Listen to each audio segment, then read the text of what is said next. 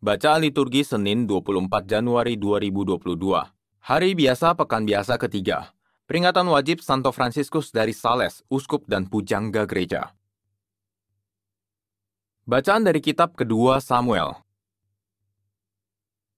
Sekali peristiwa, datanglah segala suku Israel kepada Daud di Hebron. Mereka itu berkata, "Ketahuilah, kami ini darah dagingmu. Telah lama engkaulah yang memimpin segala gerakan orang Israel, yakni sejak Saul memerintah atas kami. Lagi pula Tuhan telah bersabda kepadamu, engkaulah yang harus menggembalakan umatku Israel, dan engkaulah yang menjadi raja atas Israel."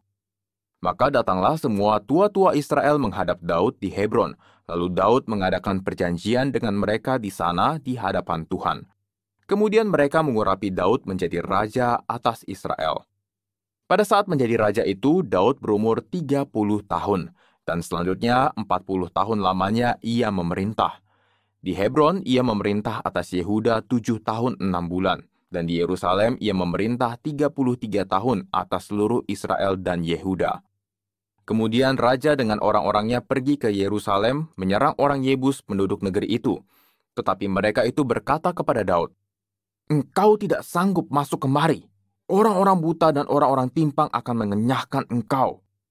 Maksud mereka, Daud tidak sanggup masuk ke sana.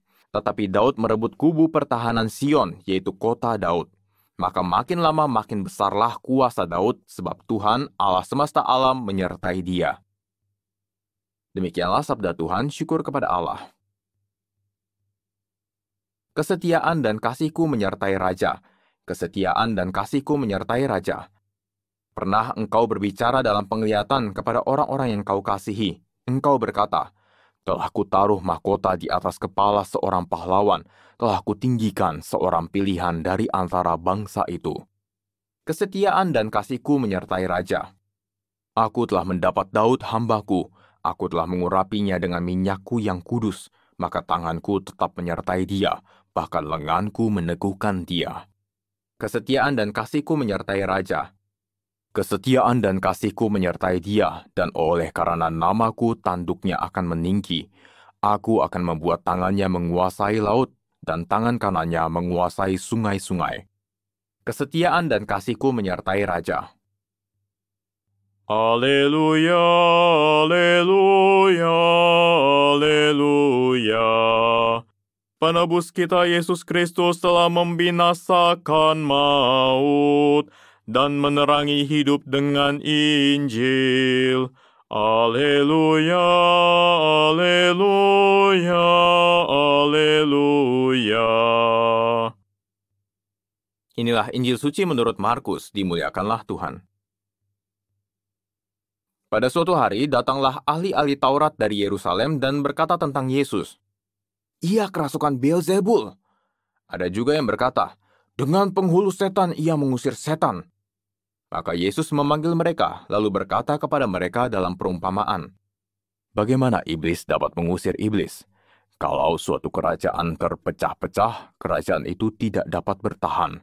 Dan jika suatu rumah tangga terpecah-pecah, rumah tangga itu tidak dapat bertahan. Demikianlah juga kalau iblis berontak melawan dirinya sendiri. Kalau ia terbagi-bagi, ia tidak dapat bertahan. Malahan sudah tamatlah riwayatnya. Camkanlah, tidak seorang pun dapat memasuki rumah seorang yang kuat untuk merampas harta bendanya, kecuali kalau ia mengikat lebih dahulu orang kuat itu. Lalu barulah ia dapat merampok rumah itu. Aku berkata kepadamu, sungguh semua dosa dan hujat anak-anak manusia akan diampuni, ya semua hujat yang mereka ucapkan. Tetapi apabila seorang menghujat Roh Kudus, ia tidak mendapat ampun untuk selama-lamanya, sebab dosa yang dilakukannya adalah dosa kekal. Yesus berkata demikian karena mereka bilang bahwa ia kerasukan roh jahat. Demikianlah sabda Tuhan, terpujilah Kristus.